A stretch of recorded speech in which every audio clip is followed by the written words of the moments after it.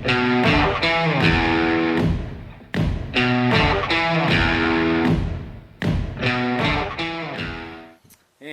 welcome back to the Original Liberals podcast. Cheers, my brother. Cheers to you. Yeah, let's do this again. What do you say? Let's do it. Where we're weekly reclaiming the name liberal. That's right. From the neo left. So today we have kind of a special episode for you. It'll be fun for me. Yeah. I'm gonna enjoy this. We're gonna do something a little different. We're gonna kind of for reasons you might not expect. We're gonna sway away from our kind of more political discussions, and we're gonna talk about Freemasonry. Why are we talking about Freemasonry? Well, Ben has been a Freemason for 18 years. And we're gonna try to shed a little bit of light on what that's all about. I'm gonna interview Ben about Freemasonry. Just to kind of give you a background, I on my personal knowledge of Freemasonry, I really know nothing about it. I think it's fascinating. What I know about Freemasonry is that it's a fraternal organization. It's at least partially secretive. There's been a lot of powerful people who have been Freemasons. I've had some family members that were at least a family member who was a Freemason at least at one time. I knew a lot of people growing up who were Freemasons. I know that if they don't want you to be a Freemason, they can put a little black rock in a bag. Mm-hmm. Like, and that's it. Like that. Mm-hmm. That's where my knowledge ends. I know really nothing else about it, which is why this is going to be fun. So, and I would consider myself an expert on this subject, and it's a subject that I thought would be fun to talk about because for you as the viewer, you probably don't know much about it. And maybe if you even watch the TV shows on History Channel where they talk to Freemasons and talk about Freemasonry, it has a weird aura to the way they talk about anything you watch on the History Channel is going to have a weird aura. Like, yeah. So as a Freemason, someone who's lived it for 2 decades, I can tell you it is super interesting. And it's not quite the way they put it to the public in sensationalized, History Channel documentaries. Yeah. However, there's a reality to it that I want to bring, because I have had so much experience with it. And, I've been what they call the Worshipful Master of a large Masonic lodge myself. I've been put in charge. And I can tell you everything from that perspective that I'm willing to tell you, of course. And I think it would be fun, hopefully for you as the viewer, to hear someone who's actually a Freemason talk about the ins and outs of things. So to start out with, what made you want to become a Freemason? So, when I was young, I was kind of on a journey of self-discovery, like a lot of young men are. Mm-hmm. So I tried to learn about a lot of different things, and in learning about these different philosophies, I found that a lot of people I respected were Freemasons. There was a common thread. And while a lot of people were threatened by Freemasonry, I never found that to be the case. I thought it was interesting. Here we are, a nation founded by a lot of Freemasons, and this is the best place in the world. It can't be that bad. And I wanted to experience that myself. I wanted to see, because one of the things about Freemasonry is it's the world's oldest fraternity, first of all. Yeah. And now the starting point is debated, but for sure we know that the Constitution of Freemasonry was brought to be in 1717 in England. But really, honestly, the traditions that create Freemasonry go back thousands of years. And maybe so like Knights Templar type stuff. Certainly Knights Templar for sure, and that would be about 1,000 years ago. Yeah. Even the children's order of Freemasonry is called Demolay, after Jacques Demolay, the leader of the Knights Templar when they were persecuted by Philip the Fair, and I want to say 1080 AD. So Yes, there's definitely a Templar A lot of history. connection. But those are the things you don't learn about on History Channel. They don't tell you that, probably. Do you learn about that kind of stuff when you become a Freemason? So, when you become a Freemason, Because I feel like there's, at least me, I've got two views of what Freemasons are. One of them is the far extreme, that's the Knights Templar. The other one is the little guys riding the little go-karts in the parade. absolutely. Like, and those are both and Freemasons. nothing in between. Like Well, what? you make a great point. Yeah. There are many, many different types of Freemasons. Uh-huh. And if you want to go by technicalities, I'm at least symbolically a Knights Templar. I've literally been knighted in the Scottish Rite Lodge, which is an extension of Well, Freemasonry. that's fucking cool. So I've been knighted with a sword to my ear. Knighted by who? The Grand Commander of Scottish Rite Freemasonry in Charleston, South Carolina. Huh. Well, at least the person acting as the Grand Commander, the person in that ritual who was acting in that role that day. Interesting. So you were how old when you joined? Let's see, it was 2006, so that put me at 23 years old. Okay. And when you first joined, tell me, like, was there an initiation ceremony? What? Well, it really came down. How does it happen? Do you ask them to join, or do they ask you to join? So Freemasons are not allowed to ask you to join Freemasonry. If there's ever someone who asks you to join Freemasonry, they're doing something they're not supposed to do. First of all, it's very important in Freemasonry that someone is doing things of their own free will and accord, and they have to make those decisions for themselves. So if you ask them, that's considered coercion. I see. So first of all, you're probably Simply never gonna, asking somebody if they want to be a Freemason Yeah. is considered coercion. in modern Freemasonry, you may see a lot of their slogans that say, "To be one, ask one." To be one, ask one. To be one, ask one. And that's really what it comes down to, is because they're not going to ask you, first of all. But anybody who's a man of good character and of faith of some type, and it doesn't have to be in your dominant country's God, but it has to be a man of faith in some type can be a Freemason. So, who defines good character? The other Masons, I assume. Yes.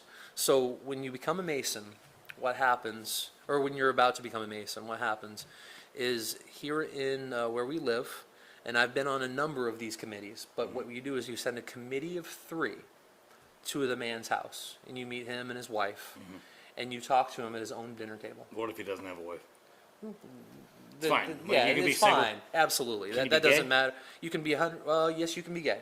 And this, you got to realize too that each lodge has its own social order.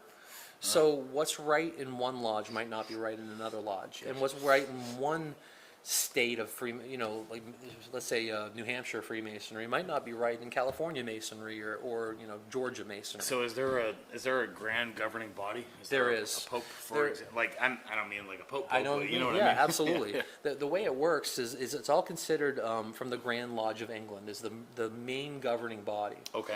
Now, we happen to be in South Carolina, which is considered the 6th oldest governing body of Freemasonry in the world, believe it or not. It goes back to the 1600s. Wow. So, and like I said, 1717 Constitution, but I believe South Carolina is dated back to the 1600s. Huh. Yep. So, but it does go down from Grand Lodge to Grand Lodge of the United States to each state body, and those state bodies are oversee the local lodges, which And I they're think all answerable to the lodge above them. Now you got to realize that in Freemasonry there is no such thing as rank and file, in the Okay. sense that every brother is an equal brother. Okay. We just have different roles. Okay. So don't get me wrong, there are governing bodies, but the man you're talking to when you talk to the highest ranking Mason in the world is equal to the newest guy who just became a Freemason. Really? A Even third though degree there's different degrees, which Yes. Well, there are 3 degrees in Freemasonry, first of all. Once you've attained the 3rd degree, which you might have heard the term giving someone the 3rd degree, that's where that comes from, first of all. I've learned so many phrases that come Yeah. from Masonry. Well, you by mentioned hanging out with this blackball guy. earlier. Yeah. That's our voting system. If you've ever heard of blackballing someone, that's because it comes from Freemasonry. That means if we pass one blackball in the lodge, that person doesn't pass. So, explain what pass one black ball in the lodge means. So when someone passes through a degree, they're expected to understand the degree that they went through before they can progress to the next one. And the way that's done is each man is given a mentor, a brother, who's going to mentor them through a series of memorization to questions that will be asked in open lodge before all the brothers. And you have to know verbatim the answer to all these questions, because the memorization at least brings out discussion so you understand the various aspects of Freemasonry as you progress through the degree system. Your first degree is simply given to you based off of the committee and whether the lodge will allow it. Okay? Then you're presented with the first degree. You go through a certain ritual, and this ritual has been done essentially the same way everywhere in the world since the beginning of Freemasonry. So when George Washington became a first degree Freemason called an entered apprentice, he was given the exact same degree in the exact same way that I was given my first degree, which is super cool because that links these brothers together. And where does the black ball come in? So when the black ball comes is either when the committee of three comes back and reports their findings to the lodge. They don't make the sole decision. The lodge itself, people vote on whether that person should be allowed to become a Freemason or not. Okay. All right, become an entered apprentice Freemason. If one person in that lodge does not believe that this person should be a Freemason, they will cast a black ball into the ballot box. That's blackballing someone, okay? As the master of the lodge, I've encountered this. And what I have to do by protocol is to open up the lodge to discussion and recast the vote in case that black ball was cast in mistake, okay? If you get a black ball the second time going through the ballot box, then that person is blackballed until further consideration. Gotcha. So it just takes one person. Just takes one It has person. to be a unanimous vote. Absolutely. It has to be a unanimous vote. And now that can happen later in the process too, because again, these men are expected to understand what they went through in that degree before they can pass to the next degree. And the way that they show that is to be shown what they call showing proficiency to the lodge. So as the master, I would open up the lodge, and a brother would lead what we call a candidate in, the candidate to go to the next degree. That person will be what's called tried before the lodge. Okay? So a brother of a certain degree who had also memorized a series of questions. In South Carolina, it's about 30 or 40 questions. You say in South Carolina, it's different in South Carolina than it is somewhere Absolutely. else? South Carolina is one of the most difficult places in the world to become a Freemason. Really? There are other states that are literally so hungry for membership that they almost just pass them automatically, no matter what, with no memorization, because they want to turn them into Shriners. So you said that. Yeah. You said before though that everybody goes through. Okay, so the ritual is the same, but the requirements are the same. The requirements are not the same from state to state, country to country. Now, Is it different from lodge to lodge? Is it different in Myrtle Beach than it is in Marion? It is definitely standardized by state. Okay, got you. In South Carolina, there is something given out by the Grand Lodge each year to each lodge called the Red Book. The Red Book has it's about this size, written in code, all of the secrets of Freemasonry are written in this book. But you can't read this book unless you know what the words mean. And the only way you can be taught what those words mean is through a mentor who teaches you what each one means along the way. There's no code. There's no cryptic cipher that can actually decrypt the words, because literally the only way to know what the words mean is to be told what the words mean. But that's not the same in South Carolina as it is in like. That is almost the case in every place that I've ever been. So There is always a you have red to book. hear it from the horse's mouth. You have to hear it from the horse. Brilliant. It's absolutely brilliant. Yeah. You have to know what it means before you can find out what it means. That's crazy. Isn't that great? Which is very cool. Yeah, it really is. However, so there's 30 or 40 questions. This man must one brother be able to ask those questions in the proper order and verbatim to the way they have to be said, but they have to be replied to verbatim in the proper order exactly to the way they were said. What happens if you miss something? If he misses You got to something, start over, or you go home. as the master, what I would do is if a guy misses something, I would ask him to try again. And you give him the opportunity to correct his mistake without judgment. He knows he's on trial and he's very nervous. All right, this is not a comfortable situation for most people. It's scary to be up there as the most vulnerable member of this lodge, with 50 old men who have been doing this for years, staring down upon them from the seats, and a worshipful master sitting there with a gavel and a hat on. Okay, this is not an easy thing for most people. So I understand that there's going to be some nervousness and things, but you're supposed to know. And now, is there some leeway given? Absolutely. Because one of the precepts of Freemasonry is that, and I'll say this verbatim, is that harmony is the chief strength and support of all well-regulated institutions, but more especially this of ours. Okay? And what that really means is that do the harmonious thing. Whatever's the best thing is for the lodge that keeps people happy, to make sure that there's harmony within all well-regulated institutions, but more especially in Freemasonry. Let's keep harmony. If everybody in this lodge believes that this man is good enough to move on to the next degree, even if he screwed up a little bit, it's okay. We'll move him on to the next one, because he showed that he worked hard and he does know his stuff, even if he messed up a question here or there. And then at that point, there's another voting system, and he's allowed to pass on to the second degree, and then so on for the third degree, which is the final true degree of Blue Lodge Freemasonry. So, when all brothers, after they've attained their third degree, are now equal. They're all equal brothers at that point. So far, based on everything you've said, you seem to have, I don't know if you see the same thing I do, but it seems that you have a positive, like everything you've just said is a kind of a positive view of Freemasonry. You're excited about it. Absolutely. It's something I've loved for my whole life. However, for 18 years, that's my next question. Not all things end the way they should. You're not a Freemason anymore, correct? I have, and this is the scandalous part, taken myself out of Freemasonry after 18 years in and then been in a leadership position. And I'm sure that our conversation will explain that why eventually. Yeah. So let's get to the leadership position. You were the can you tell me the title? You were in charge, the Worshipful Master. Worshipful Master, and now let me be clear on something. Worshipful is not like worshipful in the modern sense. Yeah. It is the old style sense, which most of Freemasonry, all the dialect is in the old style sense because that's the way it was meant to be. And things don't change in Freemasonry because George Washington went through it the same way I did, right? Worshipful meant something a little different, which would really mean respectable or venerable person. The master of the, because we're all master masons. Yeah. But the master of the lodge is respectable and venerable, and that's about it. And that doesn't mean worshipful like God. And that's not what that means. However, believing in God is a prerequisite to be a Mason, correct? Yes, it is, absolutely. Actually, can you tell me what are the requirements to be a Mason? So to be a Mason, it's pretty simple. The first one is you have to show a desire to be a Mason by asking one, to become one.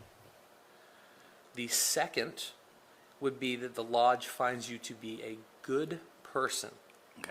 Okay? So if you come to the lodge wanting to become a Mason, and you have a few felonies, they're going to ask questions. Okay. And the felonies don't discount you from being a Mason. They just want However, your answers to the questions you receive about those felonies may disqualify you from becoming a Freemason. When that committee of 3 comes to your home and wants to talk to you. Gotcha. Yeah. You have to be a man, right? You got to be a man, absolutely. Yeah.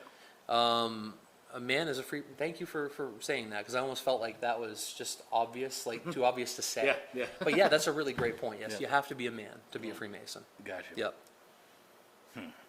So, what on your journey? You've been a Mason you were a Mason for 18 years. If I remember correctly, you quit, 2 months ago? Yeah. I simply bowed out. I simply bowed out at the beginning of this new year. So just a quick answer, net positive, net negative? Net positive. We can expand on that later, but... Net positive with a lot of negative emotions. Net positive, because it is something that's truly dear to my heart, and I wouldn't be the human being I am without it. There's no doubt about it. However, when certain things became reality, I felt like I was too good to be in that situation anymore. And it's not from an egotistical place. It was purely from the values that I hold dear as a Freemason weren't being held up, in my opinion. What values? Well, let's start at the beginning. Okay. All right, also before we get into Sure. that, because I think Go ahead. I'm going to be like Putin with I'm Tucker. with Tucker here. It's very important that we get through the history before you can understand. Ben's going to rant for 15 minutes about the history of Russia. I'm going to go... When the Bolshevik grab a beer. Revolution occurred. Yeah. So I'll start at the beginning. I ended up meeting a man who would end up becoming my mentor. Okay. Fucking incredible guy named Mike. Love this guy. He's passed away as of maybe 2010.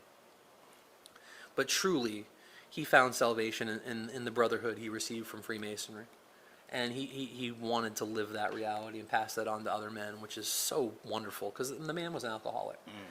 And one of the things that helped him get a better foothold in reality without the alcohol was to have a brotherhood of men who would support him. And I think that's it. Like, I think that's awesome. that's fucking Just incredible. kind of a little kind of intercept. He was a here. great guy. Like Yeah. having a brotherhood of like other men who will be there and support you is Incredible support system. really. I mean, like when you're going through life, like All these men take oaths to one another Yeah. to protect each other's families Yeah. when they pass, to do a number of things for one another, to always be there for someone. yeah, The way it's said is within the length of my cable toe. And you don't know what a cable toe is, but that's what's said. and the length of the cable toe is quite long. You'll go a long ways for a brother. Yep. But anyways, going from that, I met Mike. I asked him if I could be a Mason, and he helped me along the way through my progress. It was when I was in Maine when I became a Mason, which has different rules than South Carolina. In Maine, as long as you could stand before the lodge, the open lodge of Freemasons, it was opened properly, you could stand trial at any point in time and answer those questions. They'd move you on to the next degree, give you the next degree, and so on. So in Maine, I was able to pass through the degree. I was able to learn my stuff very quickly because I was very motivated. And I passed through all my degrees within a matter of 6 or 8 weeks. I became a Master Mason. In South Carolina here, you're not allowed to be any faster than 1 lunar cycle. really. Yes. So each degree, it has to be over 1 month. And they base it on the lunar cycle. Why? Because what you find, what most Freemasons don't realize, but good Freemasons do, because there's a difference between Freemasons and members of Freemasonry. There's a completely distinct difference between those two. All right? Good Masons realize that all of Freemasonry is an allegory for how the sun and moon move around the earth. The rituals, everything has to do with the sun and the moon, and a lot of pagan precepts. Interesting. Yeah. Just curious, how much of this stuff are you not supposed to be talking about? I can say whatever the fuck I want. Of course you can. You're a free man, but I'm a free man. How much of this stuff would be frowned upon by? I don't know. I'm not sure. I'm not sure if I stepped over the line yet. Okay. I'm not sure if I have. Yeah. I've maybe said more than most would. Okay. I'm But there's no rule that says you can't say anything The you've been saying so only far. thing that's fucking with me right now is my sense of honor. Because I made certain vows at an altar Yeah. in a specific position, which I'm not going to tell you. I won't tell you about those details. I'm not going to tell you about those details. Sure. But Ben Robbins, of my own free will and accord, in the presence of God and Almighty, this Almighty Lodge, directed to Him and dedicated to the Holy Saints John, will always hereby and hereon solemnly and sincerely promise and swear that I will not write, print, paint, cut, carve, stamp, stain, mark, or engrave the secrets. You got to understand that's why I did that. I have vows that I made. Yeah. All right, so the only thing stopping me at this point is my own sense of honor. Understood. Like that's heavy, man. Yeah. Yep. I almost don't even want to ask you questions about it anymore, but like I do. Like No. it's Ask I me do. the questions. I do. Ask me every I single do. thing you No, want to again, know. if you don't want to answer them, you don't have to. I but will answer them exactly the way I want to. Yeah, I love that about you too. Yeah. Yeah. So, Cheers, man. Thank you for saying that. yeah, absolutely. Absolutely. you talked about George Washington. There's a lot of powerful people historically who've been Masons, correct? Absolutely. Is there a structure there that elevates people into power, or is it? I mean, I don't think it's a coincidence, right? It is not coincidence, but it might not be attributed to what you think it is, in my opinion. Okay. Because, like, remember- me, like, There was no LinkedIn in 1776. no. man. Yeah. All right? Yeah. There was no social media. Yeah. There was no way to know the character of a man you were dealing with in the Wild West. There were bars, though. There were, you really want to hang out with alcoholics and figure out the Nope. best way to run a government? Okay. Nope.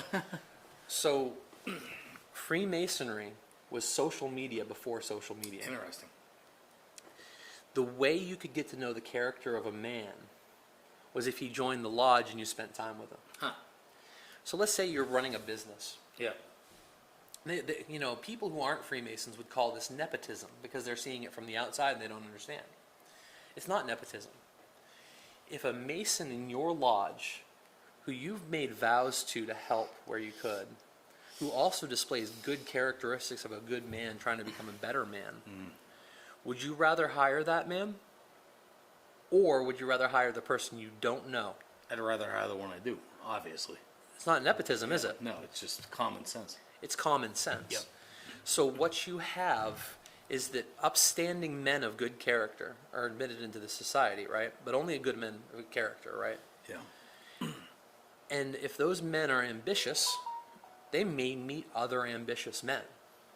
And those other ambitious men have a reason to trust And them. then everybody else accuses them of trying to run the world. And then everybody else accuses them of trying to run the world, which only makes you want to Yeah. close up even more, because the people who don't want to be Freemasons, who don't come and ask you to be one, think they know everything about you. Yeah. And they're calling you evil for it. And all they're doing is seeing their own reflection on the wall, in my opinion. Interesting. So that's what I believe about. That's a good question, though. It's a really good question, because yes, powerful men were Freemasons because they could trust one another. Do you think the fact that Ben Franklin, being a Freemason, had no bearing on the fact that he would go over as a liaison to France No, and then talk with other Freemasons who knew they could trust him immediately because he had made vows to them? no, I totally believe that has something to do with it, and I think everybody else does too, and that's why it's interesting. That's Like, absolutely. Yeah. So when you're trying to make connections to start a new republic, and you know there are men of high character that you can trust because yeah, you already know them, and they've already made vows to honor certain things about life and certain things about other men in the fraternity, you trust that man with your life. In the Civil War, there's a statue out there somewhere of a Freemason Northerner helping up a Freemason Southerner who had just been shot. Yeah. Okay? And the reason why is when you're in war, even then Freemasonry transcended those bounds. If you were taken as a prisoner of war and you found out the brother on the other side was also a Freemason, you know he's probably a good man and good Yeah. character, and they would treat each other right. Huh. It's a brotherhood of man under the fatherhood of God. Can we see your Freemason tattoo? Yeah, for sure. And I can't tell you what it means, Sure. but it alludes to the third degree of Freemasonry. And, of course, the all-seeing eye, but that's not, I mean, what that is the eye of providence. Oh, excuse me. Yeah, Just make sure we're. thank you. Yeah, That's the eye of providence shining down upon Father Time, who is stroking the hair of a virgin who's holding a broken urn and a sheath of and a sprig of acacia over what's called a broken column or an urn. She's weeping, and I won't tell you what all that symbology means, but it's very important to the third degree of Freemasonry. So, question pertains to maybe people who aren't Freemasons or people that don't have tattoos, but now that you're not a Freemason anymore, how do you feel about the fact that you've Fuck been a them. Freemason? I earned it. Yeah. I also earned this one. This is the symbol of Master of a Lodge right here on my forearm. No one can ever take that away from me. That is just as just permanent part of who I am as this tattoo is. Love it. Yep. That's Anybody has a problem with them? Nope. Wow. So anyways, Mike helped me become a third degree Freemason, and I decided to move. I transferred my membership down to where we are now. I've been a member of that lodge for a long, long time, and I had met a lot of men, and I think a lot of them regarded me pretty highly. And although I had never taken a leadership position, because I've been a father and a husband and a business owner, and I've been running a life for myself, right? But after some time, I had stepped in and helped with some of the work around the lodge, meaning the degree work, things of that nature, but nothing ever consistent. I never took an official role because I don't care about power. I don't care about that type of stuff. It's not who I am. But that also made me a good candidate to become a leader in the lodge, because Is that a normal thing? Like, does somebody who doesn't care about power normally get elevated to a position of power? Because it's not like that everywhere else. No, the Freemasonry is a different kettle of fish than the rest of the world. It So that's a truly normal is. thing. So it's normal to have somebody who isn't Yes. power hungry become. I have found that Worshipful Master. Freemasons in the modern times tend to be title seekers. They don't care about exercising power, but they love having titles. Yeah. It's almost like Well, it's like play acting. It's like titles are about like the coolest part about them. Yeah. Like, I mean, at least for me from the Yeah. outside, it's like, Yeah. oh, you get a hat and you get a title and like you get. I'm a nice tumbler. Oh. Right, like, that's what I'm talking about. Like, who wouldn't want to be that? Who doesn't want to be a worshipful master? I'd love to be Right, a worshipful but master. there's a lot of responsibility with Yeah, that sure, too. yeah. Absolutely, and believe me, I'm very proud of what I did as far as that. So, and the way that happened is just over the years, they knew me, and I'd helped where I could, but I wasn't seeking any position. All right. But someone who had become the worshipful master over the course of those years was a man that I had been kind to on the first day he ever stepped in the lodge before he was a Mason. And you've met him. His name's Greg. And Greg, if you ever see this, I love you, man. You're awesome.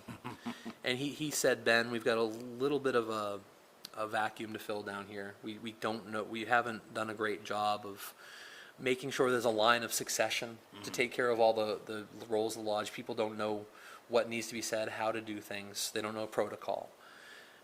Ben, I believe you'd be really great at this if you would take the time out of your life to help us get this right. So I agreed, and I started out in what's called the junior warden's position. And if I could analogize it to anything, in American government, there's a line of succession to the presidency. And you got the president, vice president, and then the speaker of the house would be third in line. That's what the junior warden is. And his official duties are essentially to govern the body of the lodge itself and keep track of the time, which means something in Freemasonry. What's it mean? Again, remember, everything revolves around the operation of the sun and the moon. Okay? So at high noon, you go to refreshment, things of that nature. Okay, so they're keeping the time. And I'm not going to go any further than that. Okay. All right? I was gonna say I don't understand. But Nor that's okay. should you. Yeah. Nor should you. Yeah. But he's the Speaker of the House. He makes sure that he governs the body of the lodge itself as far as he sits with the brethren on that side of things near where they all sit to make sure everything's going fine. For the Worshipful Master, who's sitting in the east where the sun rises every day. Yeah. As the sun rises in the east to rule and govern the day, so does the Worshipful Master in the east of the lodge. So anyways, I hope you find that interesting when I spout that stuff off, okay? Because believe me, I have literally 10 hours of dialogue memorized.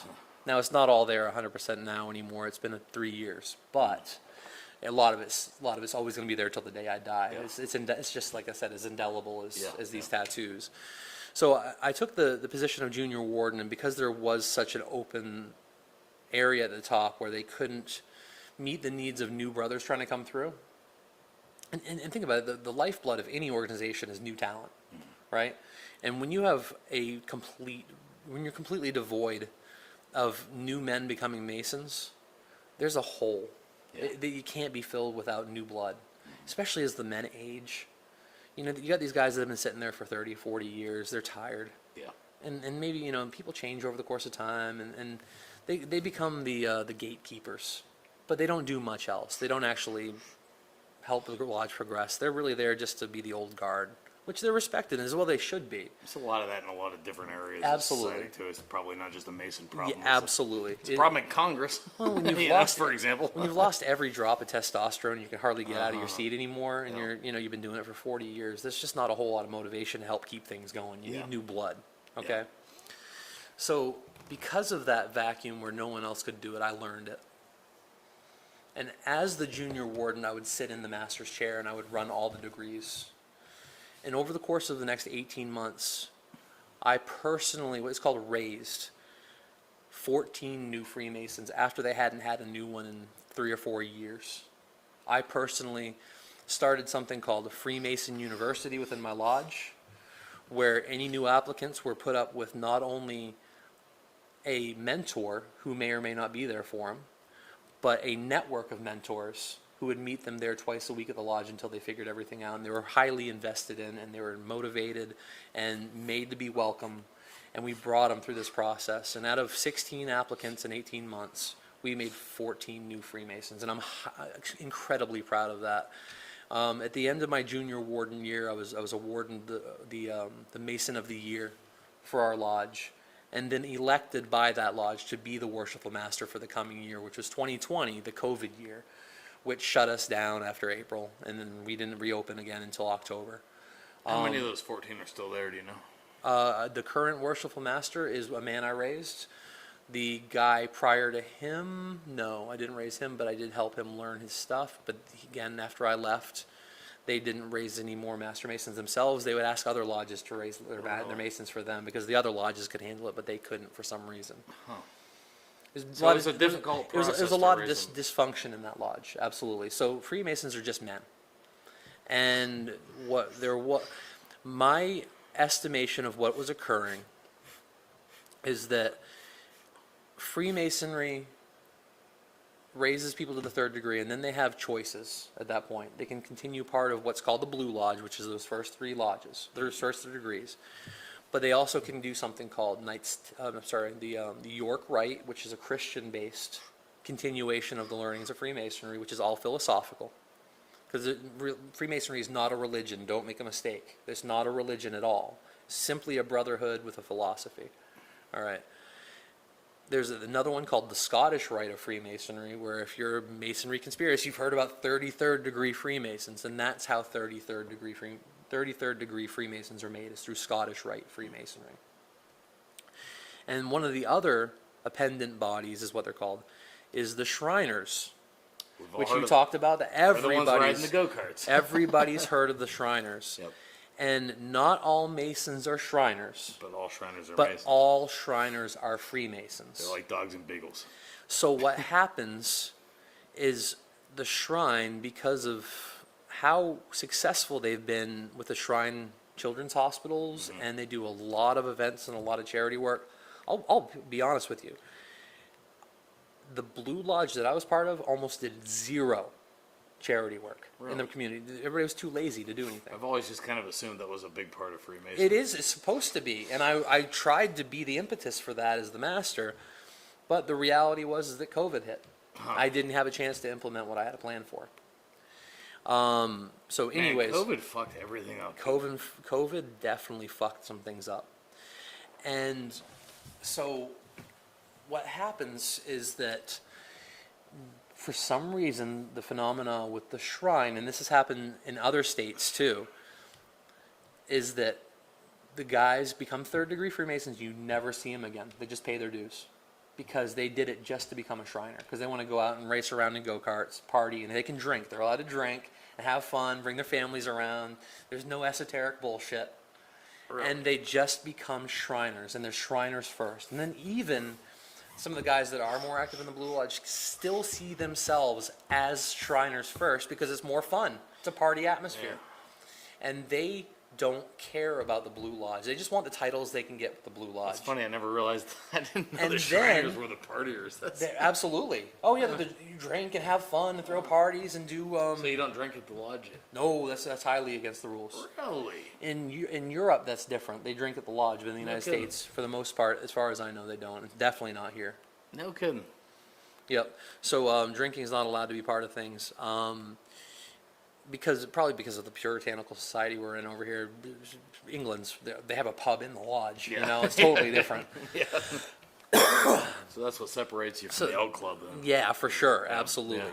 Yeah, Freemasonry is literally meant to be a philosophical society where you learn the esoteric teaching. But to be honest with you, very small percentage of Masons realize that there is any esoteric teachings or symbology at all. So they're in it for the socialization. They're in it, for the, which is great. That's fine. Yeah. There's going to be a large base of people. yeah. But yeah, like I said, there are a few Masons who see it on a more esoteric level, but it's few and far between. Yeah. Yep. What do you say we take a little break and then Yeah, absolutely. Let's get back to it come in back a and few minutes. Cool. I hope you guys find it do the second interesting. half. Thank you.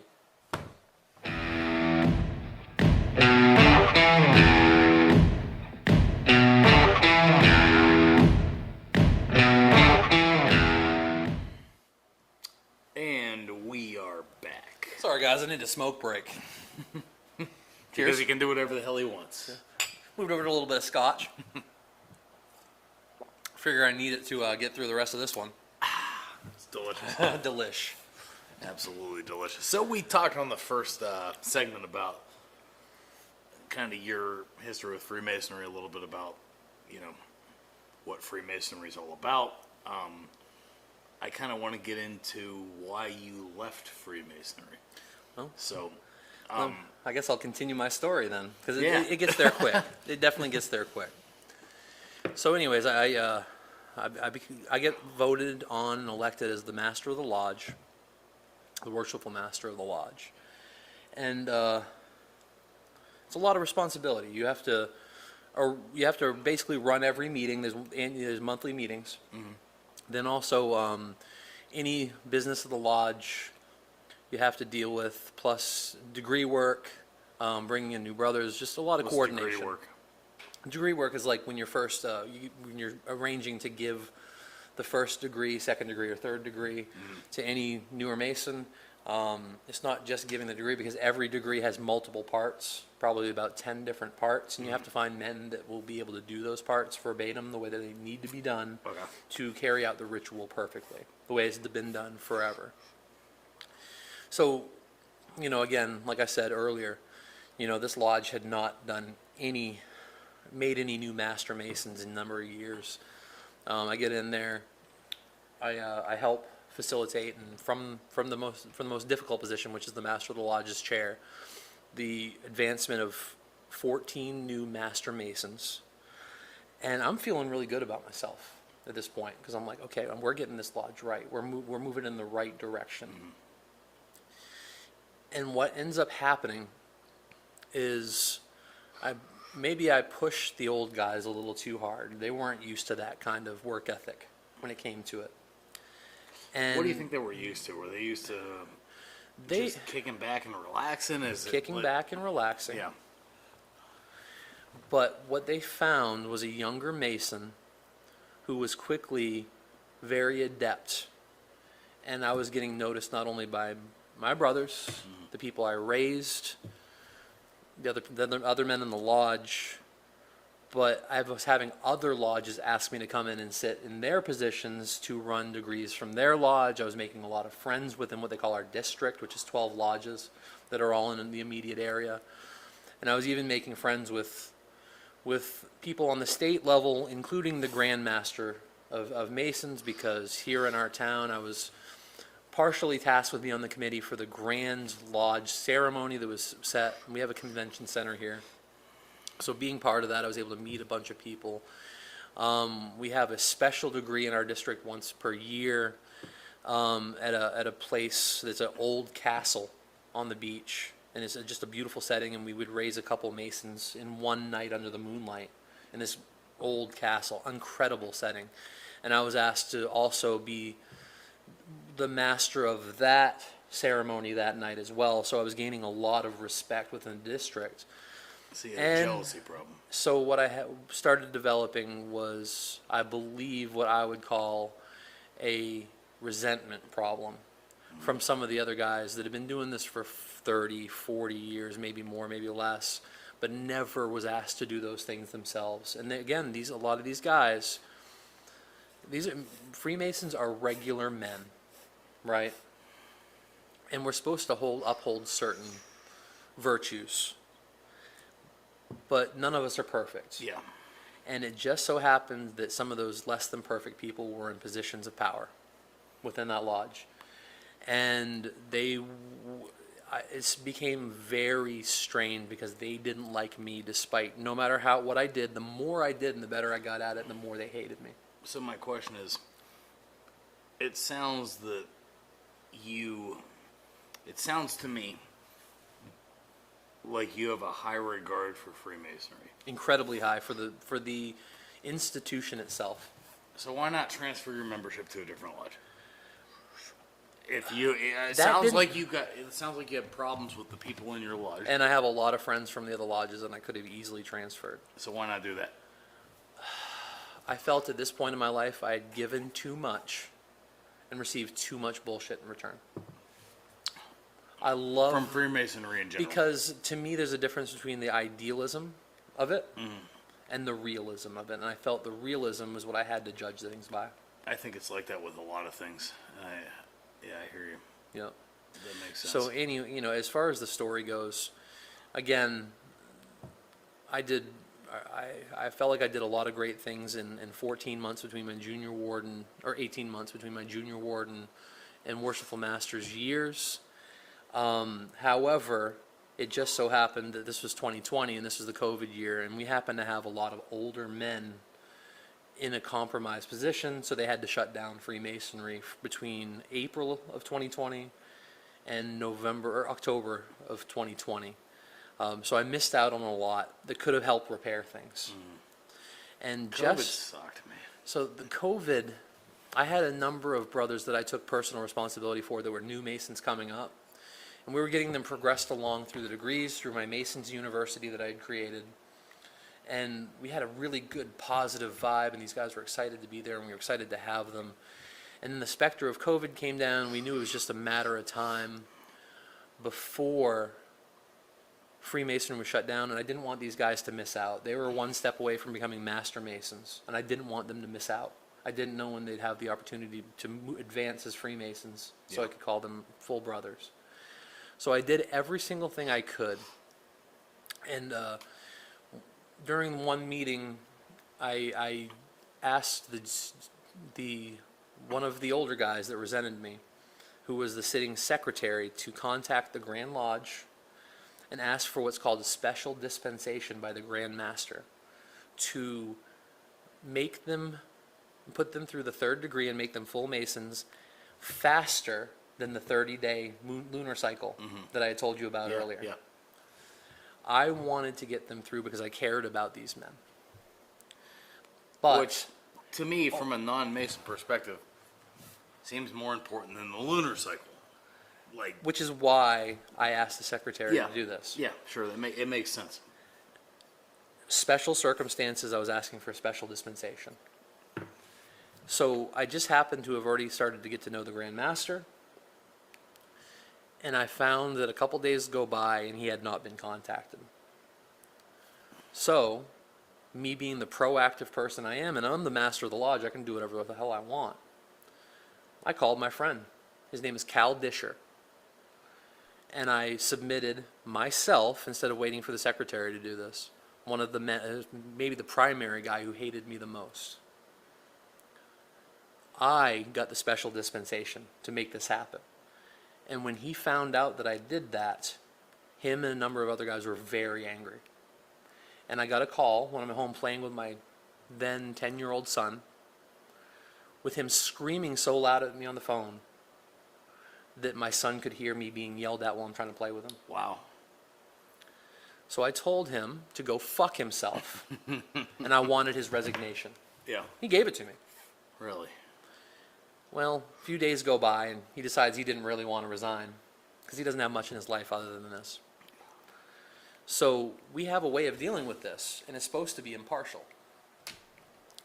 We have someone called the district deputy, who reports to the Grand Lodge for our district of 12 lodges that I told you about. And I was asked to meet with the district deputy, and this Mason, and an impartial brother. They didn't tell me who the impartial brother was going to be, but I figured, we'll talk about what happened, and maybe we'll, harmony being the chief strength and support of all well-regulated institutions, maybe we'll find some harmony in this. Well, it just so happened that the impartial brother was his best friend. Huh. And they ran Not me so up and impartial, huh? they ran me up and down in front of the district deputy. And it was 2 days later that Freemasonry got closed, and I didn't get to get my friends, these guys that I cared about, through because of them. They didn't want to do it. Wow. So was that the final straw, or? So a few days later, I met with some guys from the lodge, and the lack of support I received, because they were absolute pussies, made me disgusted. So it's Made to me it sounds like they're breaking the oath. Maybe I don't know. What happened? Remember I told you earlier about the Shriners? Yeah. What happens is these guys want the titles in Blue Lodge, but they don't want the responsibility because they're Shriners first and Masons second. Yeah. And it just so happened that all these guys were Shriners together. And they saw themselves as more important than the politics of the Blue Lodge. They see themselves more tied together. No matter whether I was right or wrong, it didn't matter. They were all Shriners. Huh. And So- I'm not a Shriner. I'm not that kind of guy. I was a Scottish Rite guy. So what's the moral of this whole thing? So the moral of this whole thing, and I'll continue my story, and I'll tell you what that moral is. Yeah. So over the course of time, I'm like, okay, I'm just wiping my hands of it. We'll reopen when we reopen. I carried out my duties once we reopened. I did the final elections for the year to get someone elected who wasn't myself, because I really had every right, since I had missed my Master Mason, or my Worshipful Master's year, to continue on another year to get the lodge right. At that point, I was far too disgusted. I said, I'm out. I let someone who I had taught along the way step in behind me, and I washed my hands of it. Yeah. So the moral of the story is that people are people. Yeah. That's kind of what I gathered from it, but I Idealism and realism are two different things. All right? Freemasonry as a society is absolutely wonderful. But the impotent, limp dick assholes can infect every part of society, no matter how virtuous they're supposed to be.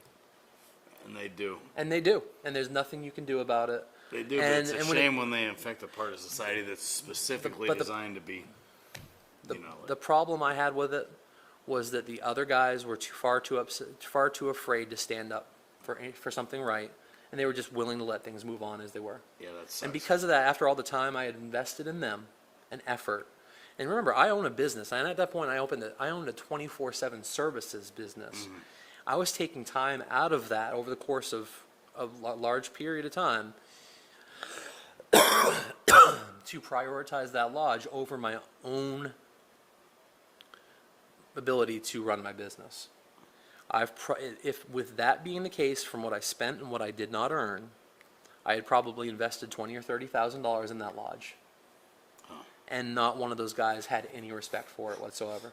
Not one. No, people have respect for it, but when Yeah. it comes time to ante up and show that they respect you, Yeah. they don't do it. And you mean not a single member of the lodge? I had a couple guys that said, we understand why why you feel the way you feel, Ben. Yeah. And they understood some of the greater aspects. But There's probably, the thing there's is, people there that understand it that just don't want to say it because they don't want to. they don't want to upset the apple cart. Yeah, exactly. They don't Because want. masonry will always go on. They didn't need me, and they didn't need me at all. However, I gave it my best a shot, and I've been successful at every single thing I've ever put my mind to in this life. And I was successful at that, but limited to a degree that I cannot be all right with. With that in mind, I had to step away because it wasn't my fault; it was theirs. Yeah. I'm better than that. So with that being the case, stepped away. I gave it a few years, and I really did, 21, 22, and 23, to let it weigh on my soul. Because this is a big thing. This is something, very important to me. And after 3 years of weighing on it, I said, I'm done. And I bowed out So completely. you didn't just say fuck it. Like you didn't. I didn't just say fuck it. Yeah, I you was actually took some time to think about it. 3 years. Yeah. And I still have men from that lot, from Freemasonry, that I consider some of my favorite people in this world. So believe me, it's not all a loss, and believe me, I'm very proud to have been a Freemason, but I'm not anymore, and there's a damn good reason for it. And so, if you want to know what Freemasonry is, there you go. That's it in a nutshell. Next question. How many of all the things that you said tonight, how many of them are likely to anger? Maybe not anger, but Oh, there's a few. how much of the shit you said tonight weren't you supposed to say? Give me a percentage, like 60%, 20, 70%, 20. 25. So there was a 20. good amount of... And again, that's all dependent on interpretation. Sure. Because some of the guys who are biased against me will tell you that everything I said was an egregious act of a cowardly person who's trying to get back at somebody, right? Yeah, sure. I can't control how they see me. Yeah. What I'm doing is... From your perspective, though.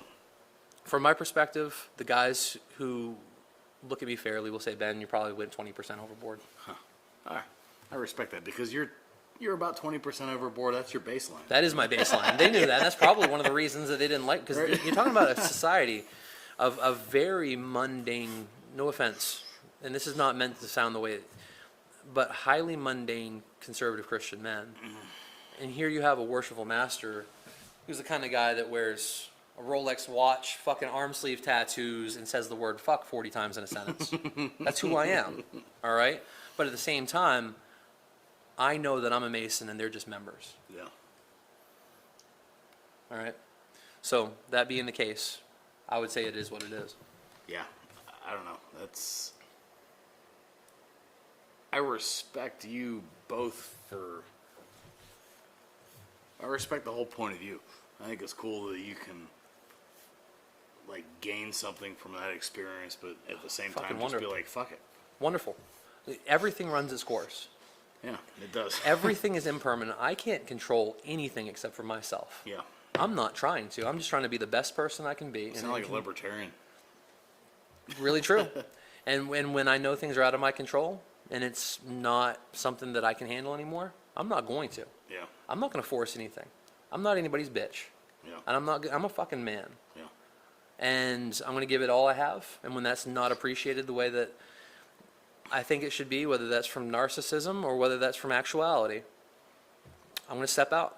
I'm going to go find better places to put my talents and time. Yeah. And that's it. Like a stupid podcast. Just a...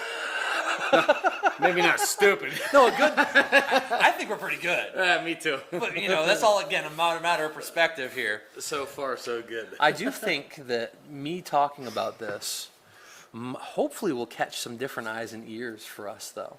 Yeah. I think I would find this interesting if I found somebody else in my position talking about things the way that I've talked about them. I would, because, like I said at the beginning of this, I've always kind of been fascinated with Freemasonry. But I never really told you much, have I? About it. No. The basis of our friendship, I've never really told you much about it. You told me you were a Mason. You told me a few things here and there, but like my garage wall has my specific memorial apron from being the Worshipful Master that was given to me. Yeah. And you saw stuff like that. Like, I mean, yeah, exactly. Like, some basic shit, but like... Another thing too, actually, I'll go into another reason that I was so bothered. So COVID happens during all this. And again, like I mentioned, Grand Master Cal Disher was trying to protect Freemasonry and its older members, so he shut things down. Mm-hmm. Well, to give you some perspective on Cal Disher, and I hope he sees this, worshipful, most worshipful. This is the kind of man that was this is a very, very smart man who was an architect, from what I understand. And there was a large bridge going into a large city nearby. And he did the calculations, and he realized that there were some major safety issues based on air pressure regulation within the girders of the bridge. He did all the math and tried to bring it to the city. But because it was expensive to fix, they were dragging their feet and they were running it out, and they were never going to fix this existential problem that was going to cost people their lives. He brought this to them and they ignored it. Well, finally, he knew that it was his duty to take it to the newspapers, and the newspapers put it out there as a public issue. And he's the reason that bridge got fixed, and those people didn't. Whoever didn't lose their lives was because of him. That's what kind of man this guy is. So, based on that, he was made the Grand Master. Not on that, but the kind of character he has. He was made the Grand Master of all Masons in our state, and during COVID, he used that same character to decide to shut things down, which I wasn't happy with, and nobody was happy with, and I'm sure he wasn't happy with. Yeah. Because these men need Freemasonry in a lot of instances for a variety of reasons. But the body of the state of Freemasonry turned against him so badly that they ousted him from office, and he's no longer a Mason either. And I saw this happen. No longer a Mason at all. He's not. I don't believe he's any longer a Mason. I believe they stripped him of his ability to be a Freemason. Wait, they can They can excommunicate somebody? Yes. Is that the right word? You put someone through what's called a Masonic trial. And I believe, I don't know all the details on this, and there's going to be people out there who do, but I believe they tried him and convicted him and excommunicated him Wow. based on his actions trying to save Freemasonry, save the older members, save Freemason financially. Because if older brothers come to the lodge and they die from COVID, there could be grounds for lawsuit from the families. Yeah. And he didn't want Freemasonry in our state to suffer that. So he was conservative. Yeah. He was very conservative with Freemasonry during that period of time. Based off of that and all the static he was receiving, just the absolute hate he was receiving, he probably overreacted to some things too, from what I understand. But they excommunicated him. Wow. Because they were making him a pariah. And anybody of a fraternity that can make a pariah out of that man that quickly and that easily with no conscience about it whatsoever, because it was vicious. I saw this firsthand. I was like, I don't want to be part of that anymore. And that's a big part of this story too. Yeah. So then that's real. That's real stuff, man. And that's just how it really went. I don't blame you for not wanting to be a part of it. Like, I wouldn't want to be a part of what you just described either. Mm-hmm. I mean, I would want to be a part of a group of men trying to better themselves. Absolutely, which is the... But I wouldn't want to be a part of the petty bullshit. Yep. Like, it just goes to show how everything in life is exactly what it is. Exactly. It doesn't matter where you go. Yeah. And for everybody out there who thinks Freemasonry is trying to run the world, it was purely what I mentioned earlier, is you could trust another brother Mason.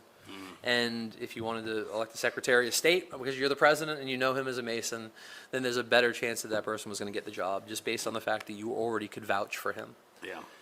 In a time where you didn't know a lot of things had to go based on trust. There was no social credit score in the form of Facebook and ways to look people up and see all their entire history. So if you think that Masonry was trying to run the world, it's quite the opposite, I assure you. If anything, they were trying to be a hedge historically, against the rule of kings and popes, and they helped bring in a libertarian revolution. One thing people might find interesting is the similarities between the 1717 Constitution of Freemasons I was hoping you'd bring this up. and the Constitution of the United States of America, because I promise you they're a lot more similar than you would imagine. And that Constitution of Freemasons, in my estimation, predates 1776 by 60 years. So we know who may have been copying from who. All right? Another few more interesting things that I know about Freemasonry before we wrap this up is the city of Washington was planned by a French Freemason named Pierre L'Enfant, with the help of Freemason George Washington. And if you look at a satellite map today of Washington, D.C., you will find that there is a pentagram drawn, an upside-down pentagram drawn into the streets of Washington, D.C., with at the bottom point is the White House. 33 blocks north, right behind that would be an Egyptian obelisk that we happen to know as the Washington Monument, which, believe it or not, is 666 feet tall, because there's 555 feet above the ground and 111 feet below the ground, 666 feet, which, if you're going from a Christian's perspective, can be quite scary sounding. But if you're going from a esoteric wisdom perspective, you might realize that it's not quite as devious and devilish as it might sound at first glance. These men simply believed that anything that wasn't planned out thoroughly was doomed to fail. And that's the whole point of Freemasonry, in the sense that it's a play on architecture. And if you don't plan your building, your edifice properly, and lay the cornerstone perfectly, and then build this thing with the highest of integrity, it's doomed to fail. Which is the bearings upon which the United States was built upon. Yeah. Going further into the land planning, 33 blocks north, which I'm a 32nd degree was a 32nd degree Freemasonry through Scottish Rite, you will find a building called the Grand Scottish Rite Temple. And that's 33 blocks north of the White House, direct north, which is symbolically placed there for a reason. And outside in the front, you will find 2 Sphinx statues and multiple beautiful rooms that represent different types of lodges, one of them being an Egyptian room. And a lot of these learned men, who were also Freemasons in those days, believed, like I said, that anything that wasn't planned out was doomed to fail, and they wanted to be the new Egyptian standard for longevity.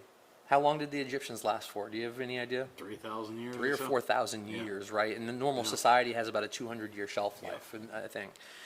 So what they did was, to in homage to that, in divine providence from God, they set up the city in a very homage kind of way to the Egyptians. And what you'll find is the Potomac River represented the new Nile, which is why you might find Alexandria, Virginia, Interesting. in that area. And some other features around there that were quite interesting as well. But that's a code for people to break on their own if they want to. All right. You might also find that in the land planning that there's an owl laid into the when you look at Washington D.C. from above by satellite map, you might find an owl in there. You might find a square and compass. Well, look at the photos. You might find it. All right, I will. All right. And the owl has always been indicative of wisdom. It's not a Freemasonic symbol at all. The owl's not. It harkens back to, I think, Athena at the Acropolis. But again, this is things for people, if they're interested in these kind of things. I promise you it's not evil. It's not evil. And maybe an evil person would tell you, I promise you it's not evil, but I don't think I'm an evil person. I guess most people who are evil probably don't, though. So take it for what it's worth. Evil is subjective anyway. No, I think evil is destructive and creativity is good.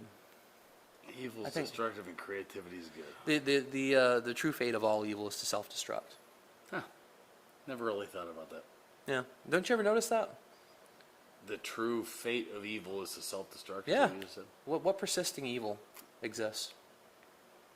I mean, there's a lot of self-destruction amongst things that you might not call evil, though. Are creative, positive, strong people going to destroy themselves? No, they're going to provide to others. Sometimes. How? I don't know. Well, I mean, I guess there are. There are certain things for sure. Like, I'm self-destructive. I guess. I smoke a few too many cigarettes. I know right. that. Yeah, that's my point. But I think on an overall, I'm a net positive. Yeah. Right? No, I hear you. And evil people are overall a net negative. Yeah. The world's a worse place for having them in it. So you can judge a person by that. And I think you can judge a fraternity by that. And Freemasons. So you do believe in good and evil? From that philosophical sense, yes. We'll touch on that in a later podcast. Absolutely. I think it's a super interesting. I can't wait for that one. Yeah, that's a good one. I'm just thinking about this right now. Yeah. I don't think I do. All I can tell you is that I Well, believe well. Freemasonry has been an overwhelmingly net positive influence on this world. Depending on, not even depending on anything, but just even judging from any standard of how far back you want to go with them. It's been a net positive on you. I can tell that. For sure. Based But on talking think to you about for it. If last the United hour. States was born from a bunch of Freemasons, and then we've created the highest standard in the history of the world, what does that say? That's a net It positive. didn't fuck it up. Yeah, it's a Freemasonry, net at worst, positive. didn't fuck it up, and it probably only helped along the way Yeah. to help the everyman for 200 years before the internet, 200 more than 200 years before the internet, had a band of brothers that they could go to and maybe find a way to feed their families and become a better human being. Yeah. And carry, and one lodge at a time in every single little town across America, you could have a place where there was a positivity center where the men were becoming a little bit better. And it made the world a better place overall, in my estimation. And this Freemasonry doesn't just exist in America; it is in almost every nation on earth. It's probably more important for that kind of thing to exist after the internet, even. Like, unfortunately, it probably Freemasonry in the modern time Yeah. is 100% toothless and dickless. That sucks. That is my estimation of it. Toothless, sucks. dickless, dying with the men that tried to gatekeep until they passed themselves. I've That been to sucks. many Masonic funerals. I've sat in on many Masonic funerals. I've been there as the Worshipful Master of the Lodge. One of those men I respected greatly, and they just. It is what it is. It is what it is. We're there for the families and to put an apron on that man before he's buried into the ground, before he's interred. Yep. And if you don't know what an apron is, it's a Masonic symbol that you wear around your waist. You've probably seen them in photos. Yeah. Yep. I have. Yep. Yeah. Yep. But Wow. again, Freemasonry is highly intertwined with the progress that came from the growth of the United States of America, in my estimation. From Franklin Roosevelt to Dwight Eisenhower. Oh, you can actually to, give us a list. So what boy, else we got? what do I know? Okay. Franklin Roosevelt. Oh, that's a Dwight- good question. Hey, presidents. How many presidents were Freemasons? Well, hell, I'll throw out some celebrities out there too that I know of. Shaquille O'Neal's a Freemason. All right. I did know that. Yeah, Actually. for Shaq's a who Freemason. else? Scottie Pippen. Really? I didn't know that. I would say, I believe George Bush Sr. was. Roosevelt's, Truman, Teddy Roosevelt, Franklin Roosevelt, Truman, and please fact check behind me. There might be a few that I misrepresent. Thomas Jefferson was not. Really? He has a quote about having stood on the altar of God and made a different, that he would fight tyranny and evil, but he couldn't, because of that oath he had already given, he couldn't become a Freemason. No shit. Yeah, and I'd love to know what he was talking about. Yeah. I would love to know what Jefferson was talking about with that one. But Franklin, Adams, Washington, you name them, in the early days, they were all Masons, man. They were all Masons. I'll put it this way. Paul Revere led the insurrection known as the Tea Party, the Boston Tea Party, from a Masonic lodge above the Green Dragon Tavern in Boston, is where it all came from. A bunch of Masons decided to foment the Boston Tea Party. It was a purely Freemasonic act of rebellion. And where would we be without that? Subjects. Exactly. That's right. If anything, Subjects. if anything, Freemasonry was excommunicated by the Vatican for a number of years until very, very recently, a few hundred years until recently, because they posed a threat to arbitrary power structure. Yeah, that's right. So, are Catholics allowed to be Freemasons yet? Only as of like a couple years ago. Really? Yep. Before that, if they were known, they were supposed to be excommunicated. Now, I've known a number of Catholics. I think all the other major, like the major Protestant religions are officially against it too, aren't they? Yeah. However, Freemasonry had to sue the Mormons in the 1980s because the Mormons' rituals were direct copies of the Freemasonic rituals. No kidding.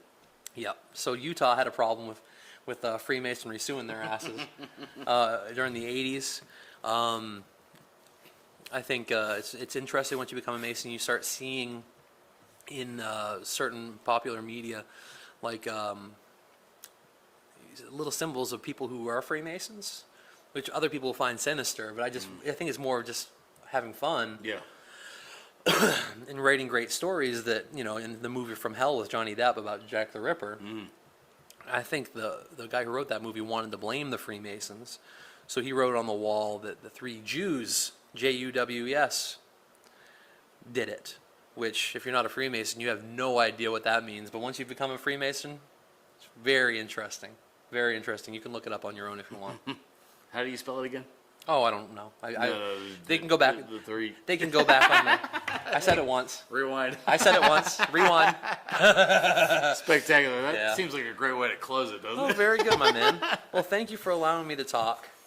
I think it's been cathartic for me Yeah, it's been to allow it out. It's been very can't- interesting and very very informative. I hope it has. Yeah, I it hope really it has has. because I almost feel like I've been a little bit self-indulgent. No. It's But I hope you guys find it interesting, and which is really I never would say any of this if I didn't think people would find it interesting. And if I'm wrong, then I apologize.